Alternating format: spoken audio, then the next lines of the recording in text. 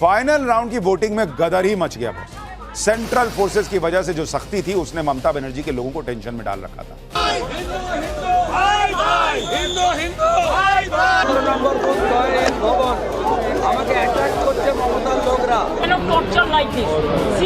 No state police is there. None of the booths are state police. None of the booths.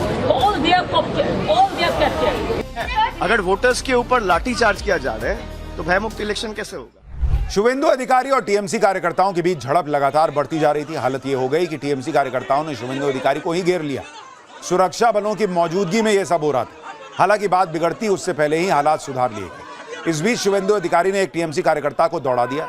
Suvendu अधिकारी ने कहा कि उनका घेराव करने वाले मतदाता नहीं बल्कि बांग्लादेशी हैं और इसीलिए वो भाग रहे हैं। शुवेंदु अधिकारी ने किसी को फोन करके हमले के बारे में भी बताया। देखिए वहां क्या हालात बन गए थे।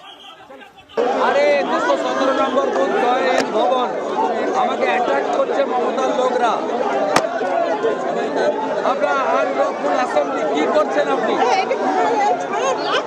217 নম্বর বুথ যতক্ষণ না আপনি আসছেন আমি যাচ্ছি না। মমতা কি গুন্ডা লোক? They are not the voter, they all are outsiders. इधर ममता बनर्जी सुरक्षा में तैनात केंद्रीय सुरक्षा बलों पर भड़क रही थी। ममता बनर्जी ने आरोप लगाया कि केंद्रीय सुरक्षा बलों की मदद से बीजेपी गड़बड़ी करा रही। ममता ने कहा कि कई बूथों पर राज्य पुलिस के जवान हैं ही नहीं, सारे बूथ केंद्रीय सुरक्षा बलों ने कैप्चर कर लिए। ममता ने चुनाव की निष्पक्षता पर सवाल खड़े कर दिए। वहीं अभिषेक बनर्जी कह रहे हैं कि मतदाताओं पर लाठीचार्ज से भयमुक्त चुनाव कैसे होगा। And CRPF cannot torture like this. See, no state police is there. None of the booths are state police. None of the booths. All they are captured. Is it their duty? They should secure the border. Instead of secure the border, they are securing one political party. I'm sorry, I have never seen this type of thing. Because in my life, I'm fighting my election since 1984. And this time the atrocities terrible. এত atrocity হচ্ছে, এত অত্যাচার হচ্ছে। এবার আমার পাড়ায় দুটো পর্যন্ত মেয়েদের মেরেছে। আর কয়েকটা ওসি নিউলি ডেপুটেড হয়েছে। কালীঘাট, ভবানীপুর, লাইক চিত্রা, কি যে করছে আর কি যে না করছে আপনারা কল্পনা করুন। अगर वोटर्स के ऊपर लाठीचार्ज किया जा रहा है तो भयमुक्त इलेक्शन कैसे होगा? तो भय तो आप ही दिखा रहे हो। भाई तृणमूल का बात छोड़ दो, अभी आप ही ने पूछा ना बाली में जनरल वोटर्स के ऊपर लाठीचार्ज हो रहा है, वो तो तृणमूल नहीं है। तो आप चाहते ही नहीं हो। अगर 30 लाख लोगों को आपने वोट देने से रोक दिया है तो आतंक और भय का परिवेश कौन फैला रहे? इन लोग बोलते कुछ और है, करते कुछ और है। 15 लाख का वादा दिया और 1500 करोड़ का पार्टी ऑफिस अमित शाह के पार्टी ने बनाया। तो अगर भय का बात कर रहे हैं तो भय ये फैला रहे और भरोसा दीदी और तृणमूल दे रहे। यानी ममता बनर्जी हो या अभिषेक बनर्जी, वो तमाम तरह के आरोप लगा रहे हैं सुरक्षा बलों पर, उनके इस्तेमाल पर। चुनाव को प्रभावित किया जा रहा है इसको लेकर। इसके पहले एसआईआर पर हंगामा था, लेकिन लास्ट में अपनी जीत का दावा भी ठोक दे रहे हैं। भाई सब जब ऐसा हो रहा है, आपके हिसाब से गलत हो रहा है, तो आप जीत कैसे रहे? भवानीपुर में दिन भर गजब का हंगामा हुआ। ममता बनर्जी बीजेपी पर आरोप लगा रही थी तो बीजेपी नेता शुवेंदु अधिकारी टीएमसी पर गुंडागर्दी का आरोप लगा रहे थे। इन सबके बीच सुरक्षा बल अपना काम कर रहे थे। हंगामा करने वालों के खिलाफ तगड़ा एक्शन हुआ। पुलिस ने हंगामा करने वालों को बलपूर्वक खदेड़ दिया। देखिए वहां क्या हुआ।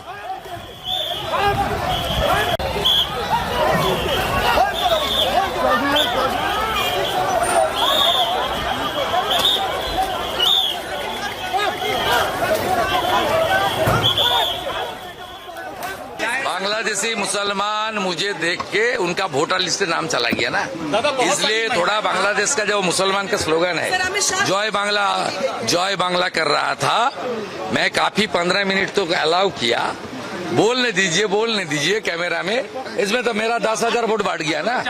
हिंदू जाग चुका है, सब हिंदू तांता लगा रहा है, बोले हमारी हिंदू भाई के ऊपर अत्याचार कर रहा है मुसलमान लोग।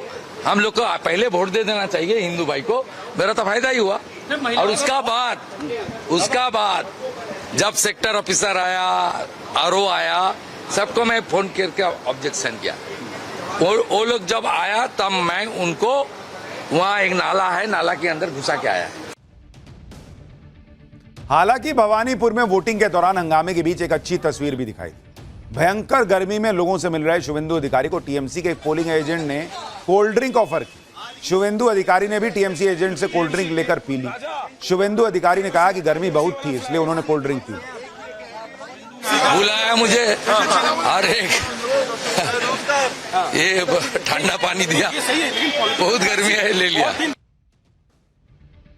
भाई ममता बनर्जी की सीट भवानीपुर का हाल यह था कि इतना बवाल कटा हुआ, लेकिन बंगाल में दूसरे राउंड की वोटिंग के दौरान दूसरी जगहों पर हिंसा, मारपीट और बवाल की हैरान करने वाली कुछ और तस्वीरें देखी। दक्षिण 24 परगना में टीएमसी कैंडिडेट जहांगीर खान की विधानसभा सीट फाल्टा की तस्वीरें हैं, जहां जहांगीर खान के समर्थकों पर एक पोलिंग स्टेशन के बाहर पहुंचकर बीजेपी कैंडिडेट के खिलाफ नारेबाजी करने का आरोप लगा। पोलिंग बूथ के बाहर बवाल बढ़ता देख सीएपीएफ के जवानों ने भीड़ को खदेड़ना शुरू किया, जिससे वहां अफरा तफरी मच गई। भागते हुए कुछ लोग जमीन पर भी गिरे। उधर कोलकाता के श्यामपुकुर इलाके से आई तस्वीर देखिए, जहां बीजेपी और टीएमसी के समर्थक आमने सामने आ गए। दोनों तरफ से भयंकर नारेबाजी शुरू हो गई। दोनों गुटों के बीच टकराव रोकने में सुरक्षा बलों के जवानों के भी पसीने छूटे। नॉर्थ 24 परगना के बीजपुर विधानसभा क्षेत्र की तस्वीर देखिए, जहां एक पोलिंग बूथ के बाहर इलाके के टीएमसी पार्षद और निर्दलीय कैंडिडेट के बीच बहस हो गई। देखते देखते दोनों गुटों में धक्का मुक्की हो गई। काफी देर तक बवाल होता रहा। इतने मारधाड़ और हंगामे की तस्वीरें आपने देश में किसी राज्य में नहीं देखी। वहीं नादिया जिले के करीमपुर इलाके में पुलिस और सुरक्षा बलों ने मुस्तैदी दिखाते हुए पोलिंग बूथ में हंगामा करने के आरोप में कई लोगों को हिरासत में ले लिया। इस बार यह बड़ा बदलाव भी दिखा कि बीजेपी भी ग्राउंड पर टीएमसी को बराबर टक्कर दे रही, वो भी ममता बनर्जी के गढ़ में भी जाकर। आपको कोलकाता की तस्वीर दिखाता हूं। सुबह के वक्त वोटिंग शुरू होने के बाद जब कोलकाता की एंटली विधानसभा सीट से BJP candidate Priyanka Tibrewal polling booth का दौरा करने पहुंची, तो एक पोलिंग बूथ पर उनकी टीएमसी की पोलिंग एजेंट से जबरदस्त बहस हो गई। बीजेपी कैंडिडेट ने आरोप लगाया कि जगह कम होने का हवाला देकर बीजेपी के पोलिंग एजेंट को बाहर भेज दिया गया था, जबकि टीएमसी के पोलिंग एजेंट अंदर ही मौजूद रही, जिस पर प्रियंका टिब्रेवाल ने आपत्ति जताई और इस मुद्दे पर उनकी टीएमसी की पोलिंग एजेंट और पोलिंग अधिकारियों से तीखी बहस हो। देखिए वहां क्या हुआ।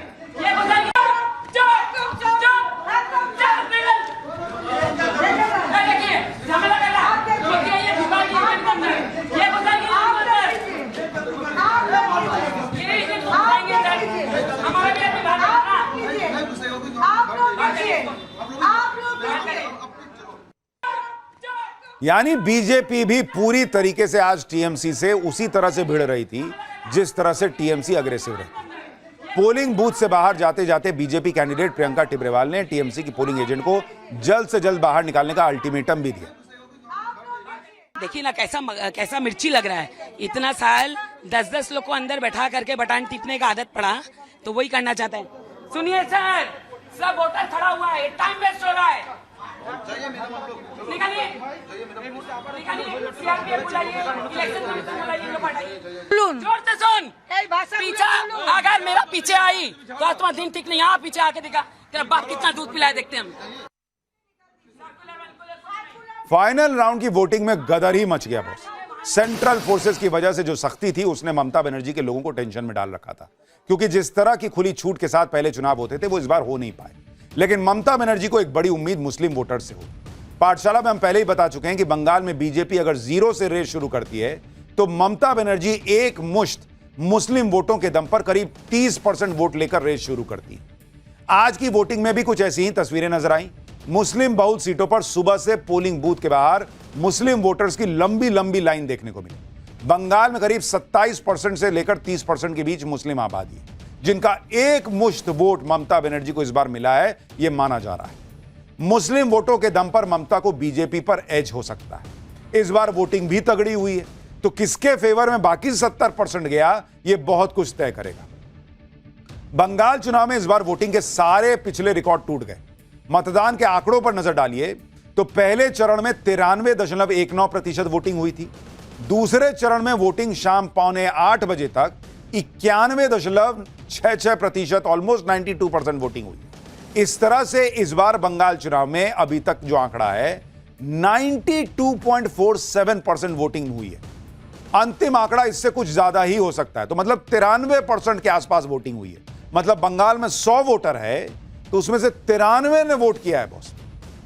अब इंपॉर्टेंट यह हो जाता है कि वो 7 किसका वोटर था जो नहीं निकला।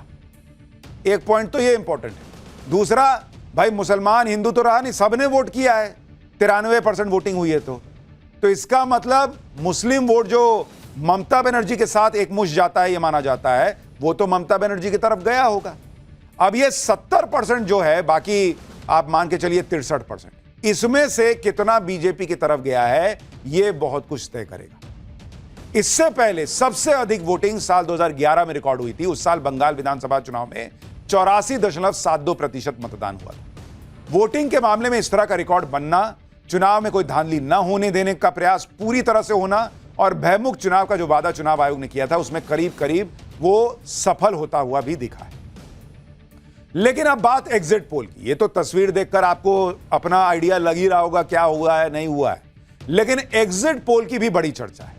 फाइनल वोटिंग के बाद एग्जिट पोल ने क्या अनुमान लगाया है इसके बारे में आपको बताता हूं। फिर आपको बताऊंगा कि ममता बनर्जी ने अपनी खुद कितनी सीटें आ रही हैं इसको लेकर क्या दावा किया है और बीजेपी क्या दावा कर रही है।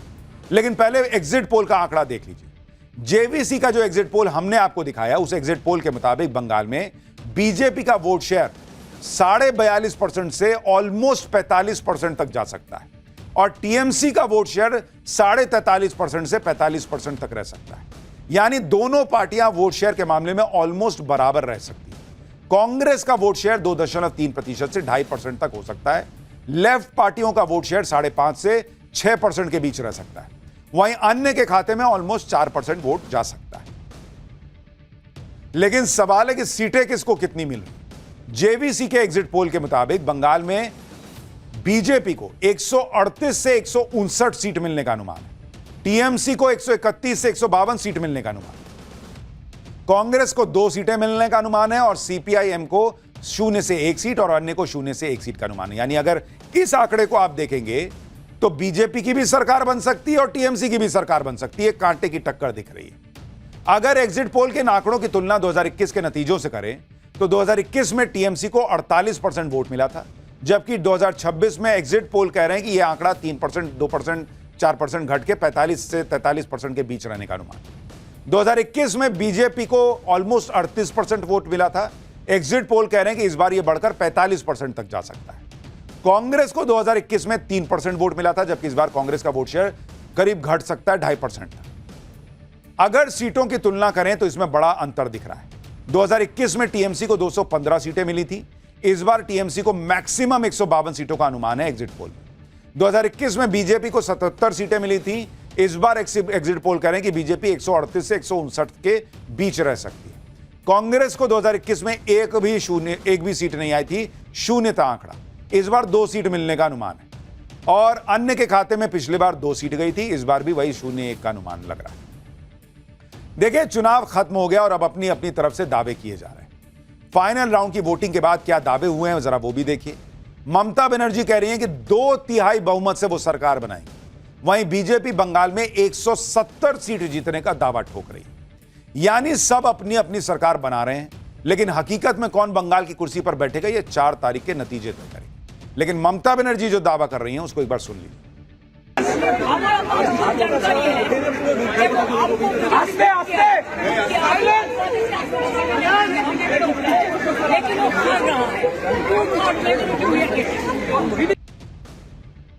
यह भी कमाल है। एक तरफ ममता बनर्जी, उनकी पार्टी सब आरोप लगा रही है, एसआईआर करके धांधली कर दी, इतना जो है वो सिक्योरिटी फोर्स लगाकर जो है वो लोगों को डराया धमकाया, और फिर कह रही कि 2/3 हमको जो है वो सीट आने वाली है।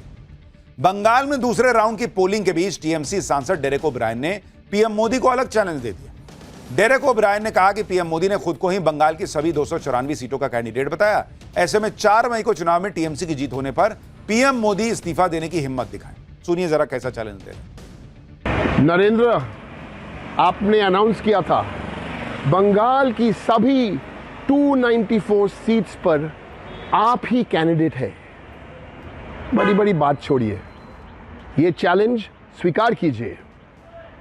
4 मई को जब ममता बनर्जी और टीएमसी बंगाल जीतेंगे, प्रधानमंत्री पद से रेजिग्नेशन दीजिए।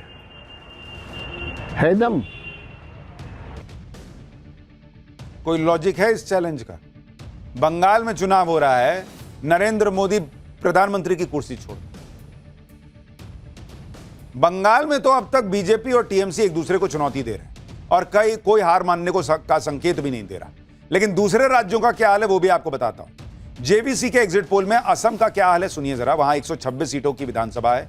असम में एनडीए को 46.5 से 48% वोट का अनुमान है, कांग्रेस को 36.5 से ऑलमोस्ट 40% के आसपास। इसी तरह से अगर आप असम की सीटों को देखिएगा तो असम में एनडीए यानी बीजेपी गठबंधन को 88 से 101 सीट का अनुमान है 126 में से।